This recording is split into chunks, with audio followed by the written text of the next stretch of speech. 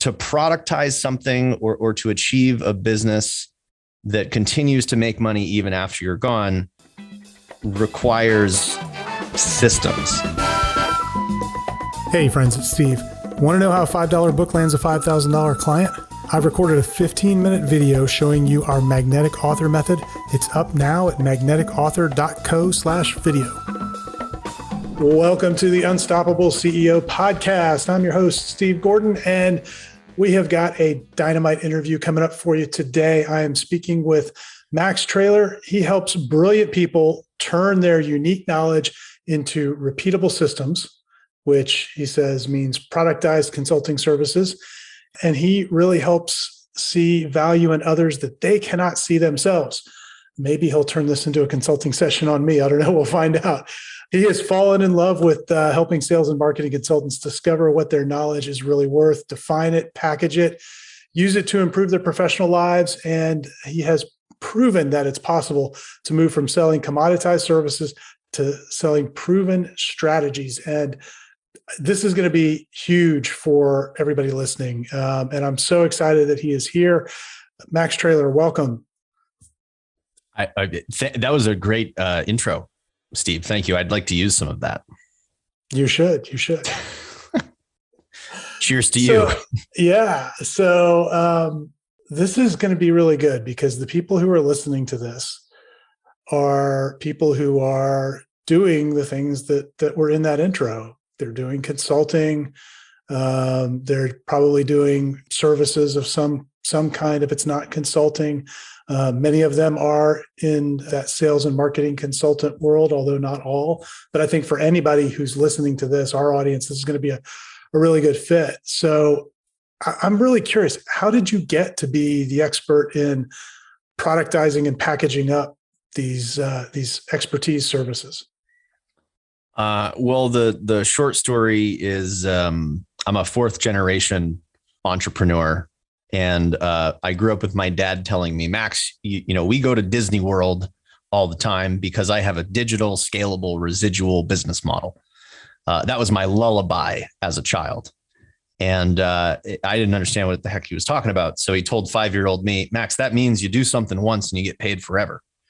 And I was like, wow, that sounds really cool. So then, you know, years later, I get out into the working world. And I went to a school for entrepreneurship and I started a marketing agency. And I thought, man, I love marketing. This is going to be really cool.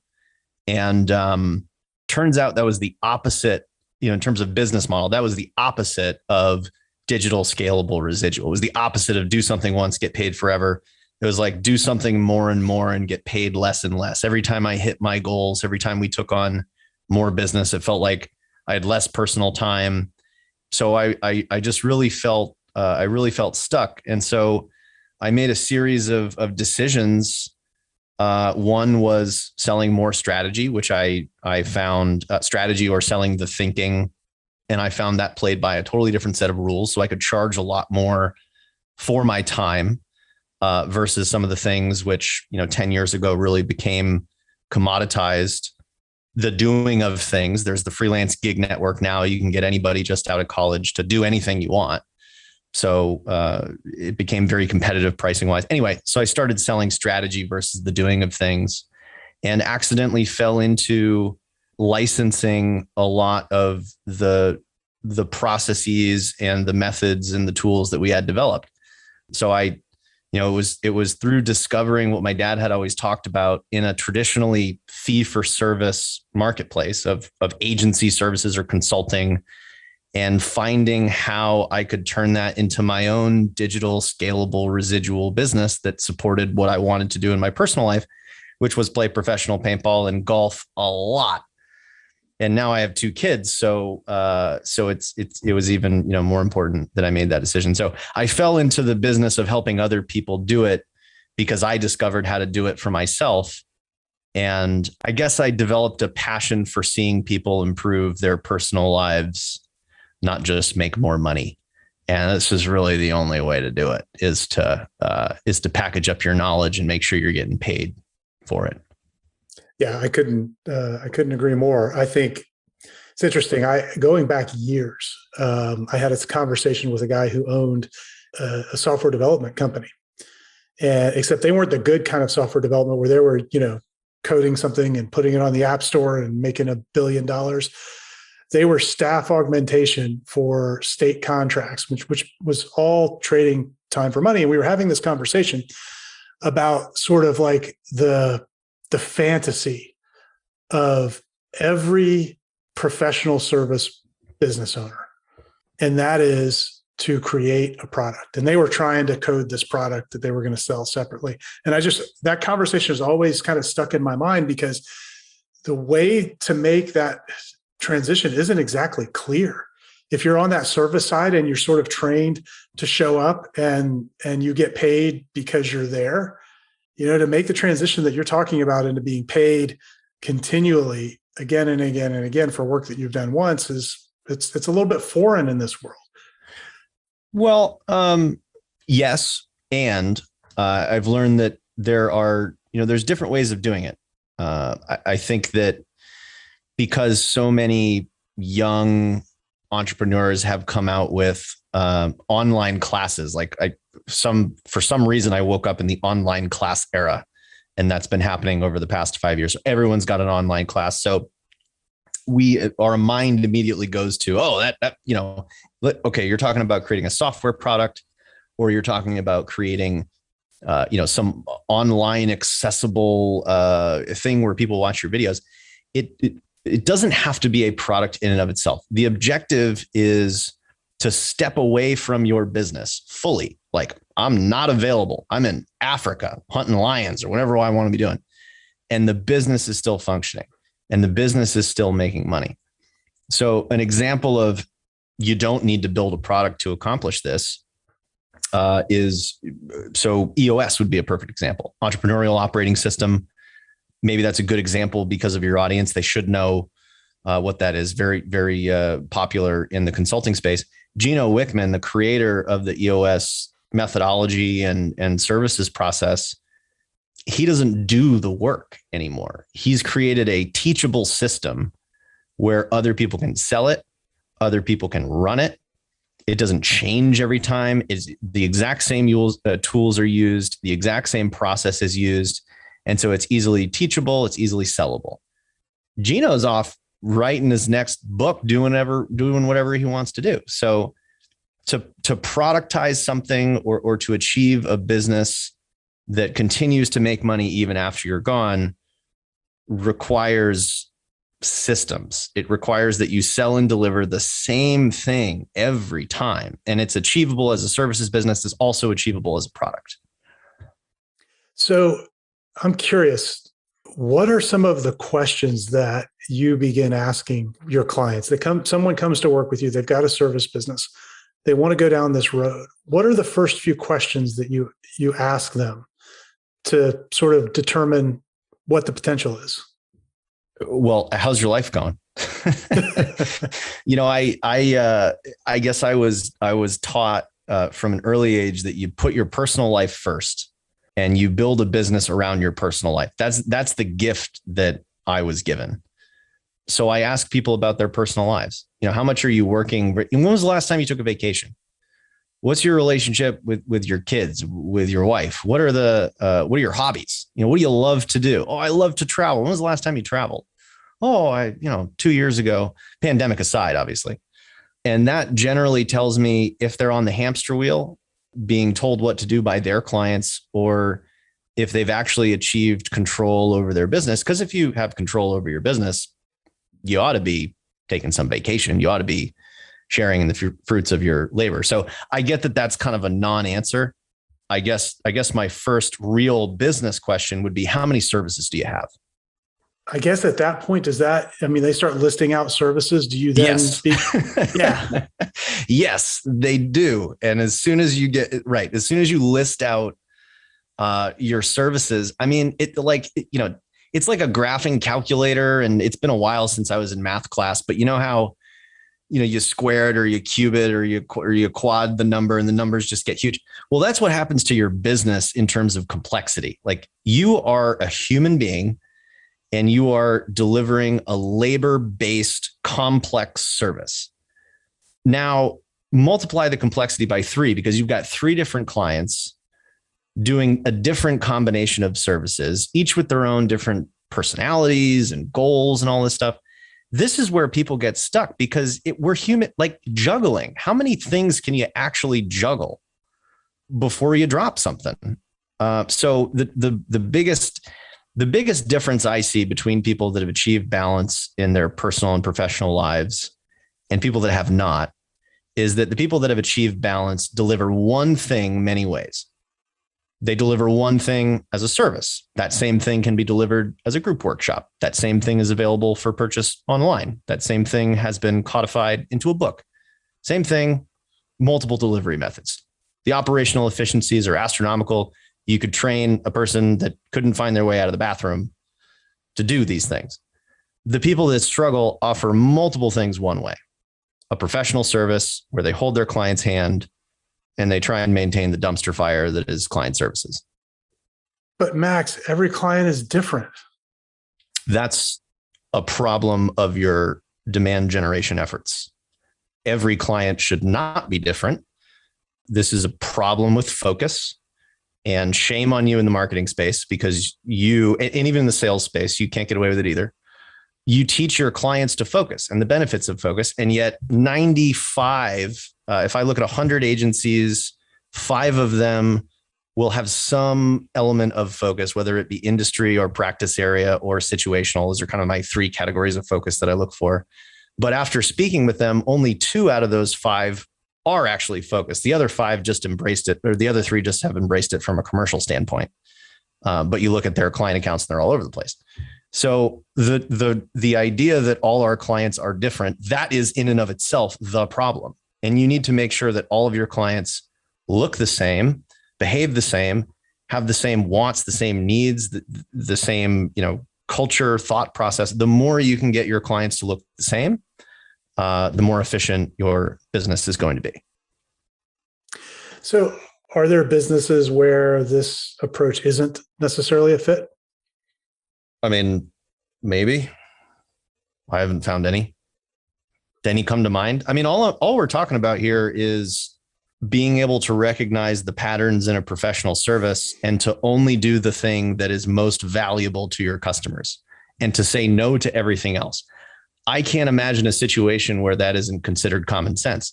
The problem is that in a professional services business, especially for new consultants doing their own thing, is the fear and the hunger that drives us to take on bad business. Same reason we get into bad relationships, abusive relationships, because we want to feel loved and we don't got no one around. We were off drinking late one night and came across someone at a bar. It's desperation. And we all feel it's a human trait. I'm not knocking on you for it. It's a part of the psychological pattern that is the self-employed. It is the downside of doing your own thing. You are your boss and you're kind of a crazy person. You just said something really important, and not the crazy person comment, but you said a moment ago something along the lines of figure out what's best for your clients and do that thing. To me, that is, because we've been down this path in our own business. So I have at least some conception of what you're talking about. And it really is, I think it's essential to figure out what that thing is, or that small group of things that together can form a service that best serve your clients. I think Jay Abraham says it best. There's a great YouTube video. You can Google it, called The Strategy of Preeminence.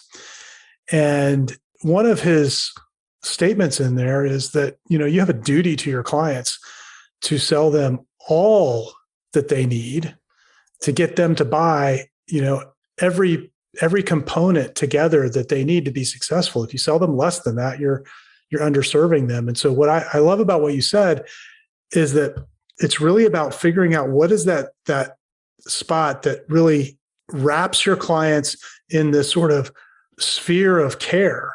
And then if you can do that, then package that. I mean, that's what I'm hearing you kind of saying there.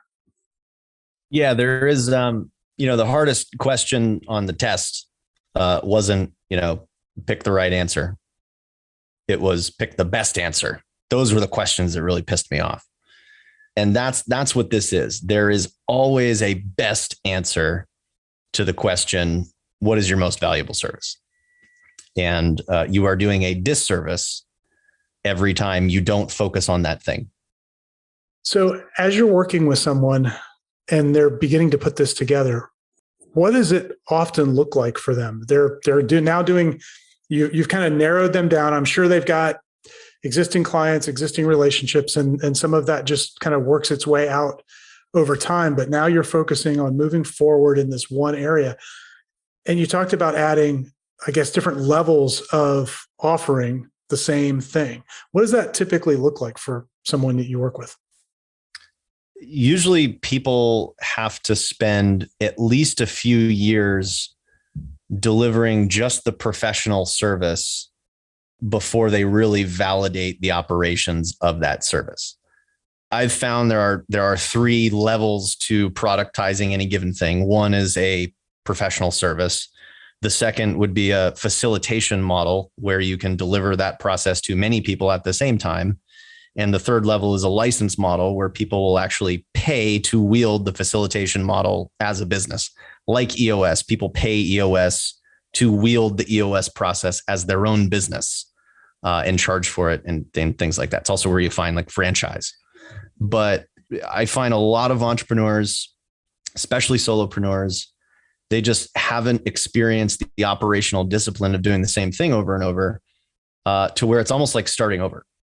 And it's retraining your brain to say, no, I am in charge. I don't ask my clients what they want and deliver what they think they want. I'm being paid as an expert because I know what they need, and I'm going to stick to my process.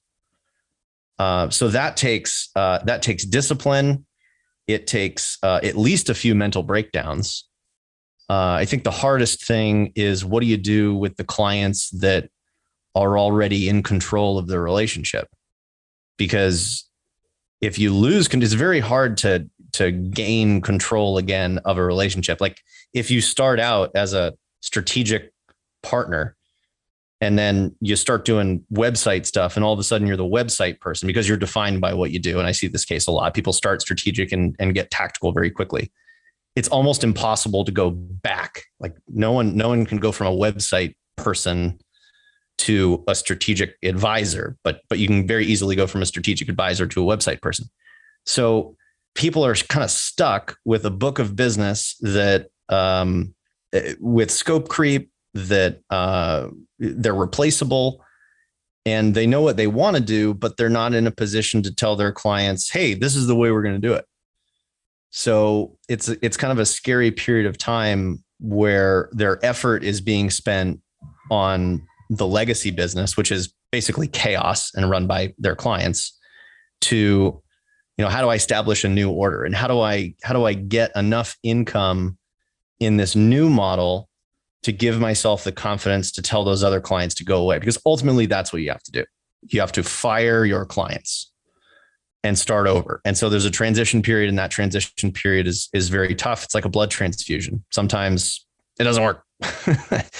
It has to do somewhat with timing and a lot of psychology and self-confidence, but that's what I find. On the other side of this transition, for the people who sort of make it across that gap, do you find that it's easier for them to sell their service at that point? Easier to sell is a funny concept. Strategy is harder to sell than commoditized services or deliverables. In fact, I've found that most professional service providers have never sold anything in their lives. They've taken orders. People have come to them and said, I see you do websites. I am in the market to buy a website. I would like you to bid on this project. That's not selling. That's taking an order. So the idea that you understand who your ideal customers are, you know something about their challenges that they do not, you can develop a relationship, educate them, and present a solution they've never seen before and are prepared to pay you an incredible premium. That's something completely new.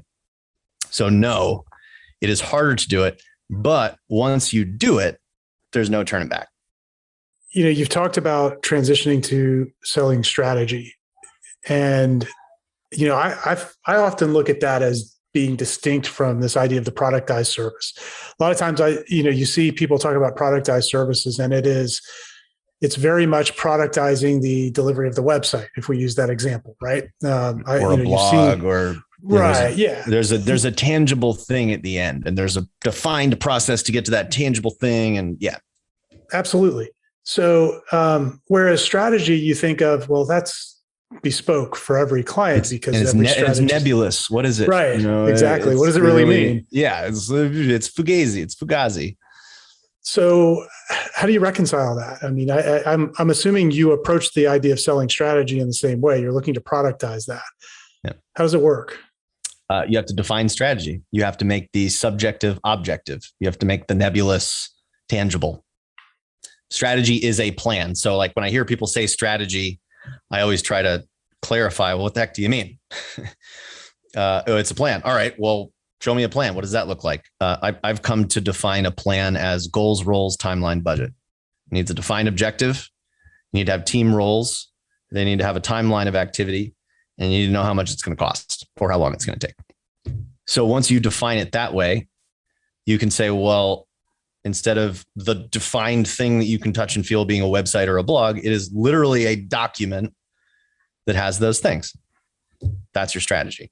And unless you define it and you can identify the elements, how those elements are valuable in achieving the end result that the client wants, because the end result a client wants is not a strategy. It is the results that the strategy and the implementation of that strategy achieves.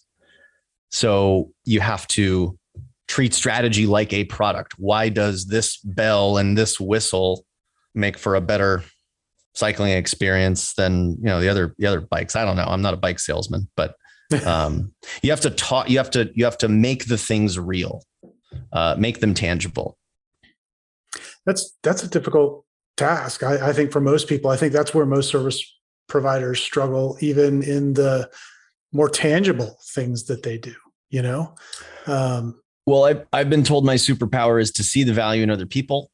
And I find that the most valuable things that they do are overlooked as a means to get to the thing that they are building. For example, a website person that sells a website undervalues the website plan or the proprietary process that they've developed to get to a high performing website in a efficient amount of time. That plan and that process and that intellectual property is simply a means to get to the end, when the end is actually a commoditized price, a competitively priced thing that people out of college can build in 5 minutes. That's the thing that is going down in value. The thing that's going up in value is your expertise, because you learn more every day. Yeah, I love that distinction, and I think that's really, really important here. Where do people screw this up? I mean, this is not an easy transition. Having walked down this path a fair ways at this stage, it's not for the faint of heart, I don't think. Well, first of all, running your own business, doing your own thing is not for the faint of heart. So if that's the 1%, then we're talking about the 1% of the 1%. So most people don't do this for a reason. And I think the first problem is we don't surround ourselves with people that get it. We don't have a self-help group of entrepreneurs that are as crazy and as focused as we are. That's the first thing I did as a solopreneur, is I went out and I sought out a group, happened to be Dan Sullivan's strategic coach program, where once a quarter I can surround myself with people that are as crazy as I am. Because otherwise you talk to your buddy Sam that's been employed at the same, corporate company for 20 years. And you go, Sam, I'm having trouble, switching my business over to a focused thing. And he's like, I don't know what you're talking about. So just surrounding yourself with people that get it, I think is important. But it is a list of things that goes wrong. Almost every single one of them is emotional and psychological. Imposter syndrome, the gap, always beating yourself. So that's a Dan Sullivan thing. It's beating yourself up for not achieving the unattainable vision that you have set for yourself. It's an Achilles heel of visionaries. If you achieve your vision, you're a shitty visionary. Burnout, paralysis. There's more. I can't think of them. Those kind of things. As you're building this, you head down this path, and as you're building out this productized service, are there some key inflection points that you look for as your clients are kind of going through this? Yeah. one big inflection point is when you realize that you can delegate things to other people that you previously thought only you could do. The reality is there's three types of things that you do. There's the things that like you were born to, like is truly your superpower, where you're putting on the Steve Gordon experience and you wouldn't give it to anybody else if your life depended on it. Like they define you. Then there's the category at the other end of the spectrum, which is just like the administrative activities that people are generally okay with delegating at a moment's notice.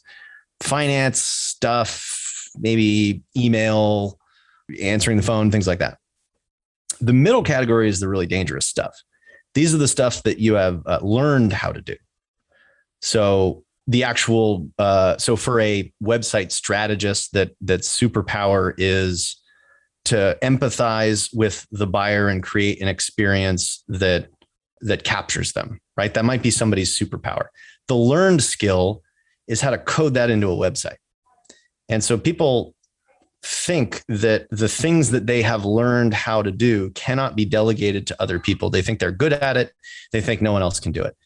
The reality is, look, there's websites with thousands of website developers. And to say that there's not somebody out there that can do it better, faster, and cheaper than you is just ignorant. And so once you get a taste of like something that I thought I had to do, and you find somebody that's better, faster, and cheaper at doing it, and that's their superpower, then you realize that, wow, out of my whole process here, let's say there are 100 tasks, 1 or 2 of them should be done by you. The rest should be delegated. And it's at that moment where you're like, man, I see a system and I see a way out of the things that I don't want to do. For some reason, people are stuck in a mindset where they think they have to sacrifice and do things that they don't want to do to get the life that they want. That's silly. Not in 2021. In 2021, you can decide what you want to do, and then you can find all the other people to do that stuff. And then you can find somebody to manage all those other people. And I know what you're thinking, listeners. This does not in any way mean that I'm encouraging you to hire an employee. Don't do that. I would never recommend that on anybody. I myself have taken a permanent diet from hiring employees. Hiring employees is risky. You take on and this is just straight opinionated opinions, entertainment purposes. You take on the risk of paying them, and the business eats while you sleep. That's what my father said was a definite no-no. Never have a business that eats while you sleep. These are supporting roles where you're engaging in strategic partnerships with other self-motivated, self-organized individuals that can play a role in taking stuff off of your plate. You could fire them tomorrow. You can replace them tomorrow. And I harp on this because I see a lot of people coming out of corporate or coming out of other businesses where they've had employees, and they just have this blanket statement of, I don't want to work with anybody. This is going to be me. I'm going to be the solo person because I don't want to deal with these employees. And it's a limiting belief that just because you have people supporting you, it doesn't mean that you have to babysit them. If, in fact, I would say if you do, you're doing it wrong. Correct. Means you haven't written a process. Yeah. Well, I mean, my first business we had at the biggest we ever got was about 40 employees. And bless you. The only way that worked, and it worked fairly well. I mean, I got to a point where I could take 2 weeks off and come back, and the thing was better than when I left it. And the key there is, number one, hiring good people, and number two, having a system. But, if you're thinking you're going to do it all on your own, great, good luck. I've tried that route too. You're not going to get very far. And that's one of the things that I think is so unique about the time that we're in right now. So Max, I don't know how old you are. I just turned 50 this year. So I started in business the year before the internet really kind of came to the private sector. And it was a different world. So you had to hire employees. Everybody you worked with was pretty much local to you because there weren't the communication technologies that you and I are using right now, like Zoom, was a fantasy. And so you couldn't do it then. But now, we operate on what I like to call the Hollywood model. In Hollywood, they go to make a movie and the studio doesn't employ the actors or the cameraman or the director or the writer or the key grip or any of those people. They assemble them for that project, for that thing, all of the people who have the specific expertise that are needed, and then they disband. And then for the next one, they assemble the next group. And, and for most businesses, I don't think you're going to be that fluid. You're probably going to have a core team, but I like to think of it that same way, where you're pulling in the exact talent you need exactly when you need it and only for the time that you need it. Hollywood model. I like that. Yeah, I think I may have stolen that from Dan Sullivan. Though I'm not 100% sure of that. So I don't think there are any original ideas left, Steve. There are. I think we're just perpetually. I know I am. I'm just perpetually quoting people. Yeah, we came along too late in this game. Well, but somebody encouraged me one time. They said, Max, there's no unique knowledge, but wisdom is the ability to navigate knowledge. Absolutely. Basically means I'm going to package up other people's shit. And that makes me wise. There you go. So if somebody's listening to this, they're going, okay, this sounds like something I really need to do. I want my life back. Because at the end of the day, that's the reason to do it, is to go from the insanity of what professional services usually looks like to something a bit more structured and sane and that, serves a balanced life. And they're going, yeah, I want that. Where do they get started? What should they do first? This will apply to 99% of the people that might be listening. Take their current proposal and charge money for it. Because again, people are giving away their most valuable and difficult to replace asset, their knowledge, in the sales process or in the services process. But I often find that I can literally take somebody's proposal and they're all custom made, and you've gone through a consulting process to create these things. You've talked to a client about their situation, about their goals, their challenges. You've talked to multiple people, and you've put a tailored plan together that includes resources, timelines, budgets. That thing is valuable, and it's called a plan. That's what you're providing to them, is a plan. And that is what life on the other side is like. You say, hey, you want that plan? I'm going to charge you for it. So anybody listening, that's the first step. And it's scary, but a big turning point is when you do it and you're like, oh, that was actually pretty easy. Now, there's two types of people out there in the world. It's important to understand this. Two types of people. One understands that the plan is the most important thing in business, hands down. Professional athletes also would agree with that. There's a coach, there's a plan. Without that, you can take the most talented people on earth and they get slaughtered. Type 1 thinks that the plan is the most important thing. Type 2 doesn't.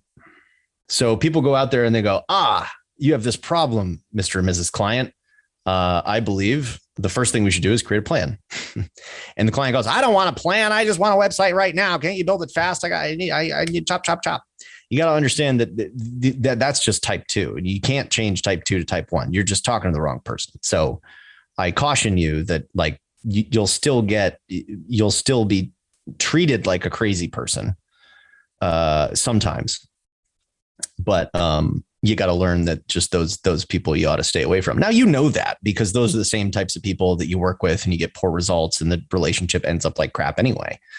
But it's recognizing that up front, accelerating the relationship, and just putting your foot down and saying, look, the most valuable thing I provide is knowledge, is the plan. If you're not into that, we should stop here. I love that. That little statement right there, that might be the most important statement to come out of this whole interview. I mean, that somebody could take that and make money with it tomorrow. Yeah, it's like an identity. It's like an identity. It's a core belief that if you don't have it, people will talk you out of it. People will go, no, I will pay you right now for the blog, or I'll pay you right now just to jump in and do it. And if it's not like something that you've adopted as a core belief, then you're going to be lured by that stuff. But once you decide it, then you are it. Hey, my belief is that it's the plan that wins the game. So I do a plan first with every client, no matter what. And I'm sorry, but people that don't see it that way, I'm not that guy. I love it. So where can folks find out more about what you're doing and where can they connect with you? maxtrailer.com. Ooh, one more thing. And I mean, no offense by this. It's just a personal story. I went through like 4 different company names. The whole time my dad said, Max, just maxtrailer.com. Mind you, my father, Bob, does not have bobtrailer.com. So he was, anyway, but he always just told me maxtrailer.com. You know why? Because nobody can take that from you. If you invest in your personal brand, nobody can take that from you. You're never going to say, oh, that was a good idea, but it doesn't fit today. You're never going to fire yourself from maxtrailer.com. So regardless of if you've got, this cool idea of data logistics company co.org.biz, like whatever the thing you're doing, like take the time to invest in your personal brand. Take the time to invest in something where every day that you do something for stevegordon.com or maxtrailer.com, it builds the value of it because nobody can take it from you and it's going to be there forever. Great advice. That's just you didn't ask, but I felt obligated to share that story. So maxtrailer.com, that's my website. I don't have a business card. Perfect. Well, go check it out. And check out the podcast too. Tell them about the podcast. Beers with Max is my podcast. I drink beer with people and talk to them about these things. In my book, I have a book, Agency Survival Guide. How to productize consulting services and do other things better too. And it's super short. It's a 1.5 beer read for you beer drinkers out there. 2 glasses of wine. And that'll do it. Steve, thank you so much for having me on. You're welcome. This has been a lot of fun. This is a complex and a deep topic, mostly because I think of the mindset shift that has to happen for people to really go down this path. But I appreciate you sharing all of your wisdom around it. It's so important. I think the future is here. This is really what you're able to do with people is help them escape commoditization. And it's not coming to every profession. It is already here for every profession. So you're doing good work. And I know we have at least one client in common and she says good things about what you're doing. So folks, go check out maxtrailer.com. Max, good to see you. Thanks for being here. Cheers, Steve. Still here? Excellent. Let me tell you about what's coming up at the Unstoppable CEO. In October, we're relaunching a program we haven't done in over a year. And you may know that one of the ways that we help people is we help folks write their book. And we've got a high-end program where we'll actually write your book for you. But that's not what this is. This is for you if you want to write a book, but you want it to be your own words. You don't want to have a ghostwriter write it for you. Or you just don't have the budget yet to be able to afford to have somebody write it for you. That's why we created this program that we're going to relaunch again in October called the Author Accelerator. And what the Author Accelerator is, it's really a 90-day writing sprint. And I'm going to take you and guide you through all of our strategies and processes for writing a book. And the thing that makes this really unique is that we break it all down into really small chunks. So it doesn't seem like a big daunting task to write this book. Most people get intimidated when they start that process. Well, we break it down so it's just 30 minutes a day over the course of these 90 days, and you'll have it done. In fact, you'll have the book written in much less than that. But then we'll use the rest of the time to help you package it up and get the marketing prepared so that you can go out and use this book as a lead generation tool to attract your ideal clients. And this is the perfect time to get started. If you start with our group, and it'll be limited to just 10 people, if you start with our group in October, you'll have your book ready for 2022. You'll be able to launch into the new year with a brand new book with something newsworthy to go tell your market about. So if that's something that you're interested in, the first thing that you have to do is you have to get on the waiting list. We're not going to advertise it out to everybody on our list when it opens up. It's only going to be announced to the people on the waiting list.